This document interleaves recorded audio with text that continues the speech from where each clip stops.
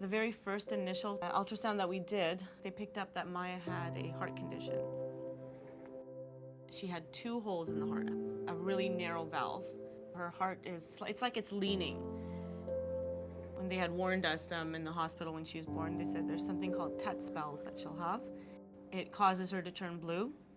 And so they said, well, you need to pump her knees up to her chest to get the blood flowing again. Call an ambulance, tell them to bring oxygen. She'll never make it to the hospital. I think we slept with one eye open. Pretty much. We had her in our room just because, I mean, it was easier. It was reality, like we could lose her at any minute.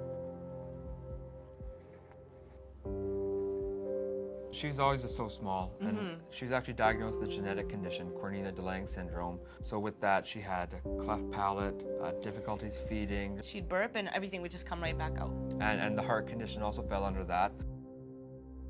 Near the end of the 4th month, we could tell that she was getting really sick, and she would turn blue more often. And the cardiologist said, I think it's time for the surgery. She just wasn't gaining weight, and they couldn't wait any longer.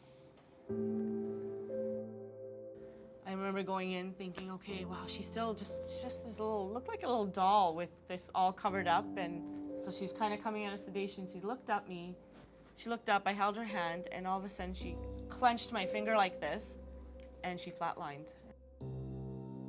She ended up literally dead for 22 minutes. What do you say? What can you talk about? There's what your daughter's going through, but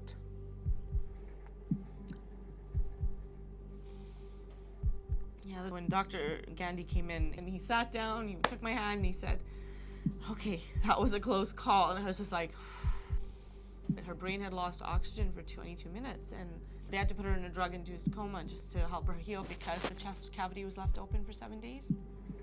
I remember when she came out of the coma, just you hate thinking about thinking like, what sort of life is she gonna lead? Like she's so sick right now. Like, what does the future hold for her? And is it gonna get better?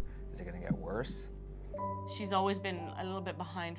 She couldn't hold her head up on time. The rolling over, all that stuff was all put on the back burner because it was always like, okay, well, let's get her better. We always thought, okay, she's gonna have issues with walking or even crawling and sitting up.